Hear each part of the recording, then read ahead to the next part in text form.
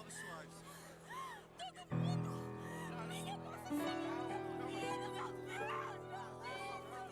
Ninguém sabe me dizer onde ele tá, ninguém sabe dizer o que aconteceu com ele. Minha irmã que me ligou agora, pô, vim buscar ela desesperada, chorando na peça. Eu quero saber mesmo.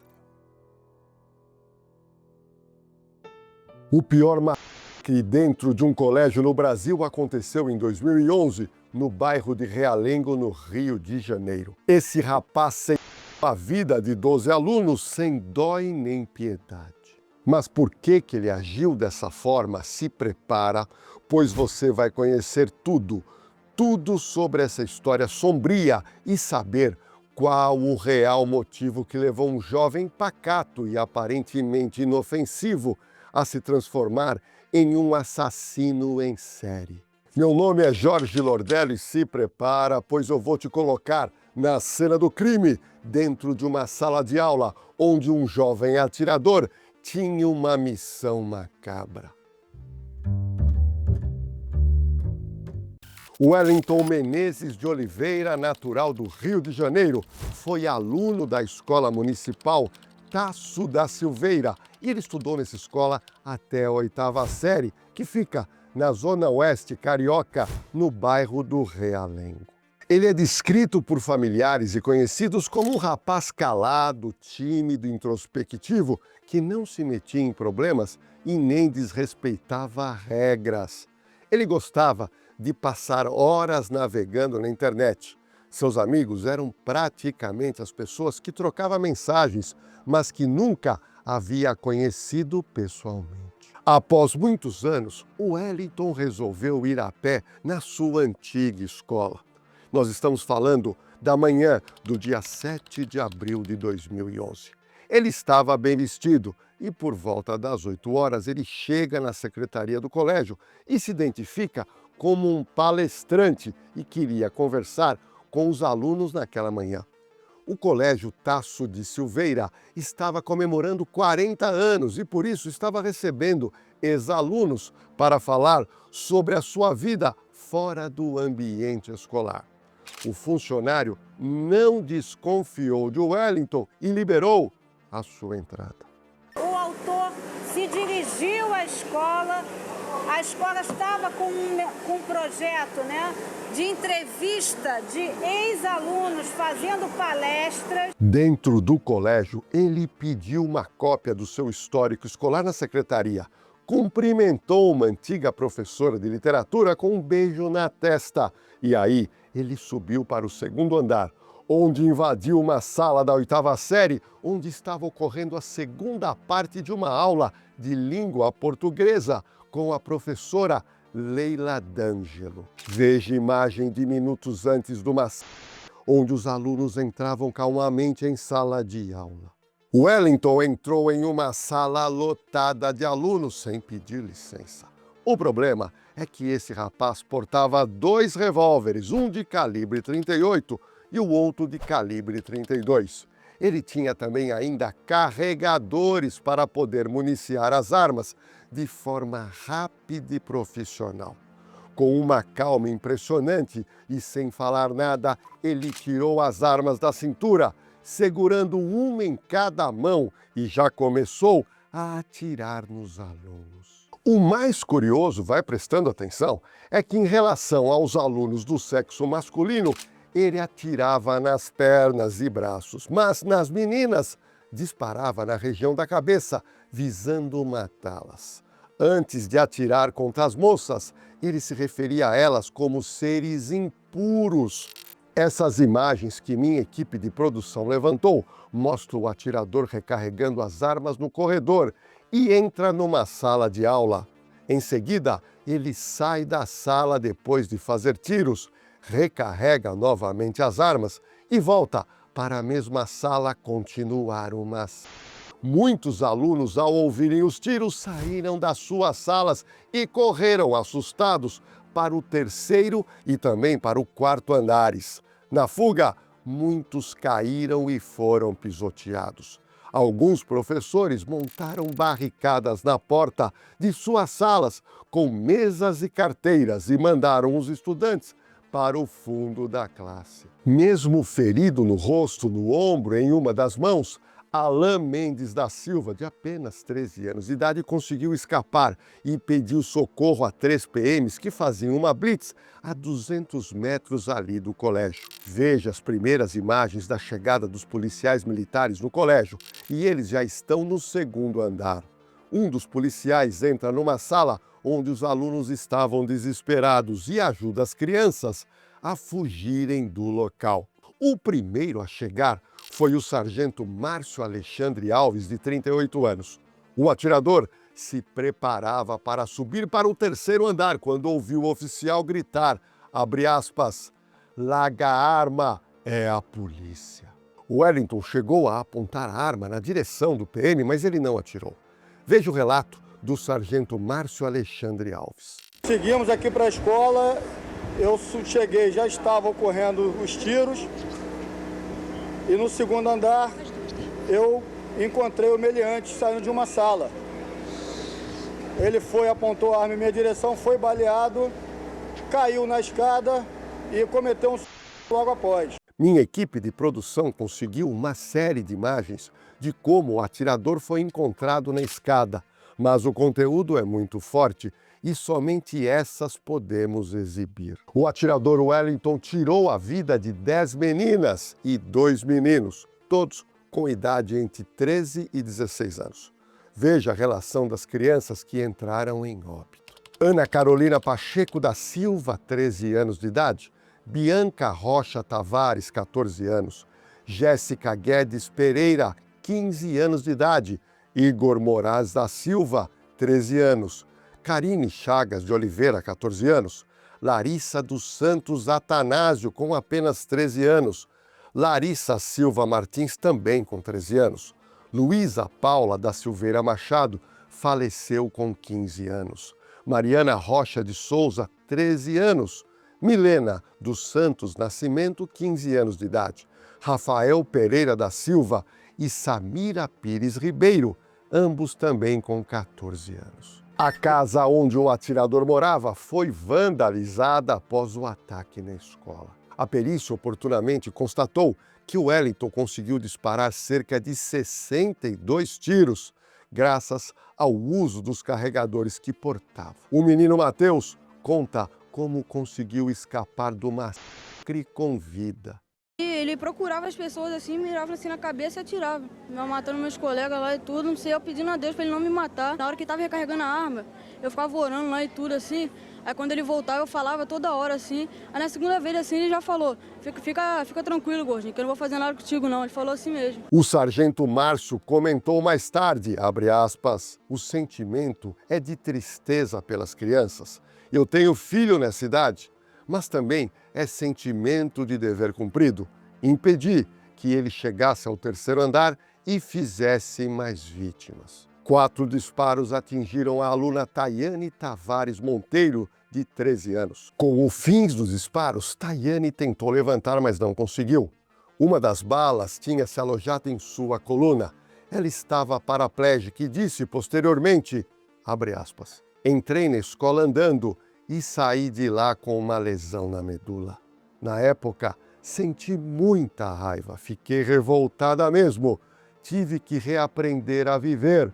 Wellington Oliveira deixou uma carta suicida no local, pois ele tinha mesmo a intenção de se matar após a sua ação premeditada, como atirador. Primeiramente, deverão saber que os impuros não poderão me tocar sem usar luvas. Somente os castos ou os que perderam suas castidades após o casamento e não se envolveram em adultério poderão me tocar sem usar luvas. Ou seja, nenhum fornicador ou adúltero poderá ter contato direto comigo. Nem nada que seja impuro poderá tocar em meu sangue. Nenhum impuro pode ter contato direto com um virgem sem sua permissão. Os que cuidarem de meu sepultamento deverão retirar toda a minha vestimenta, me banhar, me secar e me envolver totalmente despido em um lençol branco que está nesse prédio, em uma bolsa que deixei na primeira sala do 1º andar. Após me envolverem nesse lençol, poderão me colocar em meu caixão. Se possível, quero ser sepultado ao lado da sepultura onde minha mãe dorme. Preciso da visita de um fiel seguidor de Deus em minha sepultura pelo menos uma vez.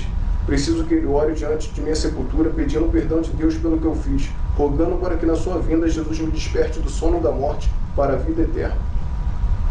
Eu deixei uma casa em Sepetiba da qual nenhum familiar precisa. Existem instituições pobres, financiadas por pessoas generosas que cuidam de animais abandonados. Eu quero que esse espaço onde eu passei meus últimos meses seja doado a uma dessas instituições, pois os animais são seres muito desprezados e precisam muito mais de proteção e carinho do que os seres humanos, que possuem a vantagem de poder se comunicar, trabalhar para se sustentar. Os animais não podem pedir comida ou trabalhar para se alimentarem. Por isso, os que se apropriarem da minha casa, eu peço, por favor, que tenham bom senso e cumpram o meu pedido, pois cumprindo o meu pedido, automaticamente estarão cumprindo a vontade dos pais que desejavam passar esse imóvel para o meu nome, e todos sabem disso. Se não cumprirem o meu pedido, automaticamente estarão desrespeitando a vontade dos pais, o que prova que vocês não têm nenhuma consideração pelos nossos pais que já dormem. Eu acredito que vocês tenham algum tipo de consideração pelos nossos pais. Provem isso fazendo o que eu pedi. O computador do assassino foi periciado para descobrir com quem ele se correspondia eletronicamente. A polícia descobriu que ele se correspondeu com uma pessoa com mais frequência por 3 meses e também manteve contato com o instrutor de tiro com quem o Wellington aprendeu a atirar. Em 14 de abril de 2022, o homem que vendeu o revólver calibre 38 para o Wellington foi localizado pela polícia. Ele também vendeu para o Wellington 60 cartuchos intactos e os carregadores rápidos que o Wellington usou. O Wellington não conheceu a mãe biológica, vai vendo como foi a vida desse rapaz. Nós apuramos que ele ainda tinha problemas mentais.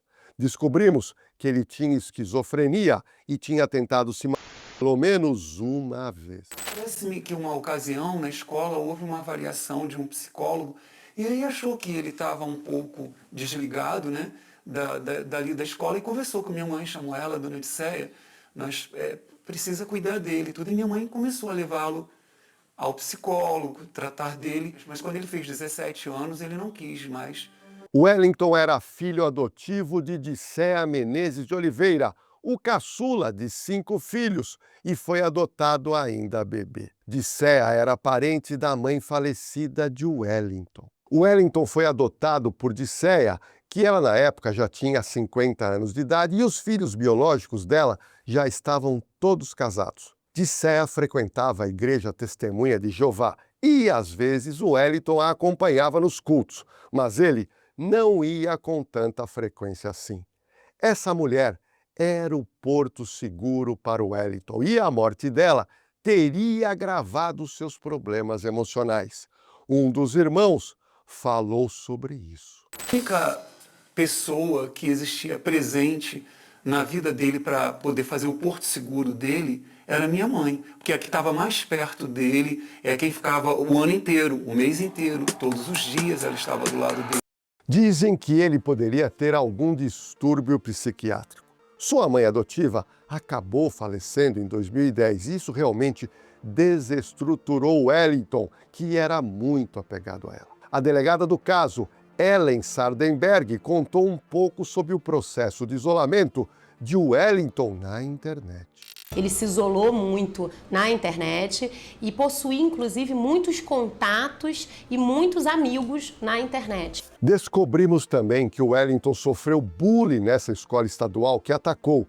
E uma das cartas que foram encontradas na casa dele, ele escreveu o seguinte, abre aspas, muitas vezes aconteceu comigo de ser agredido por um grupo e todos os que estavam por perto debochavam, se divertiam com as humilhações que eu sofria, sem se importar com os meus sentimentos. Esses maus tratos aconteceram em 2001. Coincidentemente, naquele ano de 2001, em 11 de setembro, ocorreu o maior ataque terrorista nos Estados Unidos. E isso pode ter virado uma obsessão para o Wellington. Veja, ele passava horas no computador estudando o que aconteceu nos Estados Unidos e que chocou todo mundo naquela oportunidade. A motivação do massacre não foi apontada ao certo. A Polícia Civil acreditou na época que o assassino de Realengo sofria de algum distúrbio neuropsiquiátrico com traços psicóticos. aliado à ideação persecutória, delírios, alucinações, fantasias e distorção da realidade. Na tarde do dia da tragédia, a mídia nacional veiculou que a sua irmã adotiva disse que ele era ligado ao islamismo, não saía de casa e vivia na internet. Somando a motivação de caráter religioso com o interrompimento do tratamento psicológico durante os tempos lá da escola, um amigo próximo de Wellington afirmou que ele, abre aspas, sofria bullying, era viciado em jogos violentos e em ataques terroristas. Essa mesma colega disse que o apelido de Wellington na adolescência era Al-Qaeda, em referência à organização fundamentalista islâmica, apontada como autora de diversos atentados. Na casa de Wellington, a polícia encontrou cartas nas quais revelava que ele tinha ligações com grupos extremistas islâmicos e que praticava o islamismo.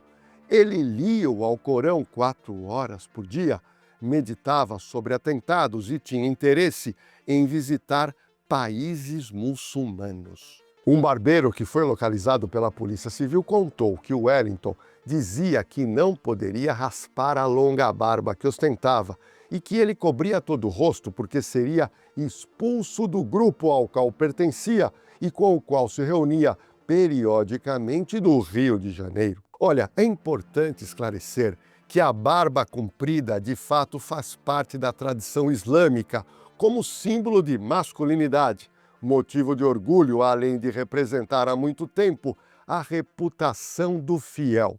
Mas olha que curioso o que eu vou te contar. Presta atenção. No dia do crime, Wellington já não estava mais com a barba e, de acordo com um comerciante da região que o conhecia frequentemente, ele já havia raspado totalmente a barba na véspera do massacre. Na casa de Wellington Menezes foram encontrados 2 vídeos em que ele fala sobre as motivações do crime. Ele fez um discurso considerado confuso e com indícios de estar dopado, no qual, entre outras declarações, disse, abre aspas, a luta pela qual muitos irmãos no passado morreram e eu morrerei não é exclusivamente pelo que é conhecido como bullying. A nossa luta é contra pessoas cruéis, covardes, que se aproveitam da bondade, da inocência, da fraqueza de pessoas incapazes de se defenderem. Vai vendo. No dia 15 de abril de 2011, as autoridades divulgaram 2 vídeos gravados pelo próprio assassino, no qual ele descreve toda a sua preparação para o crime e deixa claro que a sua motivação foram as humilhações sofridas na escola. A maioria das pessoas me desrespeita, acham que sou idiota, se aproveitam de minha bondade, me julgam antecipadamente. São falsos, desleais. Descobrirão quem sou da maneira mais radical. Uma ação que farei pelos meus semelhantes, que são humilhados, agredidos, desrespeitados em vários locais, principalmente em escolas e colégios, pelo fato de serem diferentes, de não fazerem parte do grupo dos infiéis, dos desleais, dos falsos, dos corruptos, dos maus. São humilhados por serem bons. Não é exclusivamente pelo que é conhecido como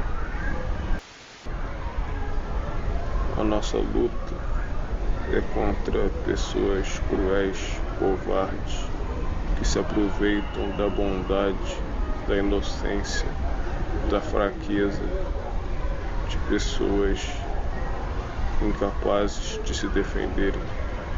Os irmãos observaram que eu raspei a barba. Foi necessário,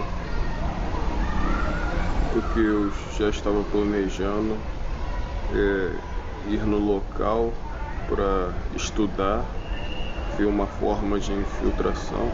Eu já tinha ido antes, há muitos meses atrás. Eu fui, eu ainda não usava barba. Eu fui para dar uma analisada. Hoje é terça-feira, aliás. Eu fui ontem, segunda, hoje é terça-feira, dia 5. Hoje é dia 5. E essa foi uma tática para não despertar atenção. Apesar de eu ser sozinho, não ter uma família praticamente, né? Eu vivo sozinho e não tem pessoas a dar satisfação, mas como eu precisava ir num local e interagir com pessoas, para não chamar atenção, eu decidi raspar a barba. Mas o último vídeo encontrado no computador de Wellington mostra que ele estava decidido a fazer uma dentro da sua ex-escola. Bem, irmãos, hoje é quarta-feira, dia 6 de outubro de 2011. Já são quase 7 horas da noite. Daqui a pouco eu já estou saindo aqui de Sepetiba, onde eu ainda estou em Sepetiba. Daqui a pouco estou me dirigindo para Realengo, em Realengo, onde eu ficarei hospedado no Hotel Shelton para me preparar. E apesar de tudo que eu passei para vocês, do que eu sofri, provavelmente vocês ainda não imaginam algumas outras coisas que eu passei, como o fato de eu estar no ponto de ônibus, esperando um ônibus, e do nada aparecer 2 caras grandes, começando a ridicularizar, humilhar, não diretamente, mas para te atingir, para te colocar para baixo, te atingir mesmo, como um meio de diversão desses covardes, desses cruéis. E é uma coisa que eu estou passando para vocês, e ainda no final esse tipo de pessoa ainda diz nada como rir da cara de um idiota.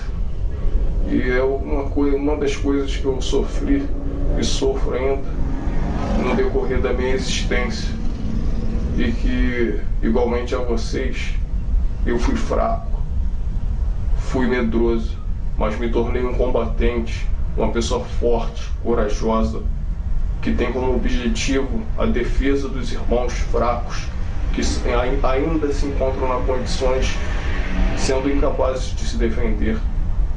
Eu quero que vocês saibam que eu admiro muito, muito a bondade de vocês, a paciência de vocês, o caráter de vocês. Eu espero que vocês continuem assim, sendo pessoas bondosas e com esse caráter magnífico que vocês têm. E confiem muito em Deus. E lembre-se que eu fui igual a vocês, sofri muito, mas me tornei essa pessoa forte, corajosa. E esse é o meu último discurso que eu estou passando a vocês. E eu quero que vocês se apeguem a Deus a cada dia de suas vidas, que Deus vai iluminar a vida de vocês. E eu espero que nenhum irmão mais precise morrer, para que os demais irmãos mais fracos fiquem em paz, tenham uma perspectiva de vida, de respeito, dignidade, e não sofram na mão desses covardes cruéis. Fique com Deus, irmãos. Fé em Deus. Amém. Você observou que realmente trata-se de uma pessoa com perturbação mental, que teve um surto psicótico e que culminou com essa tragédia que comoveu o país inteiro. Seu corpo foi enterrado no cemitério do Caju em 22 de abril de 2011, após 15 dias no ML, sem a presença de nenhum parente. Ele teve e foi enterrado numa cova rasa e sem lápide. Não se fez nenhum dos seus procedimentos que ele havia pedido na carta de suicídio. Descobrirão quem sou da maneira mais radical. Eu fui fraco, fui medroso, mas me tornei um combatente, uma pessoa forte, corajosa, que tem como objetivo a defesa dos irmãos fracos, que ainda se encontram em condições, sendo incapazes de se defender. Mas uma coisa é certa, uma dentro do colégio em Realengo não foi capaz de inibir outros machistas em escolas no Brasil. Infelizmente, somos um país que não aprende com os próprios erros. Mas agora, eu gostaria que você desse a sua opinião nos comentários. Essa tragédia poderia ter sido evitada de alguma maneira? O que você acha? O que as escolas têm que fazer para impedir a entrada de pessoas não autorizadas? Na escola perto aí da sua casa, me conta uma coisa, é fácil entrar ou tem algum tipo de triagem? Olha, eu quero muito saber a sua opinião e pode ter certeza que eu vou interagir com você nos comentários. Bom, mas agora eu tenho um pedido muito especial. Dá uma força pra gente, se inscreva no nosso canal, aproveita e dá um like, ativa o sininho de notificação e compartilha as nossas histórias policiais reais com as pessoas que você conhece e que você sabe que gosta de consumir no YouTube. True Crimes. Te vejo na próxima história.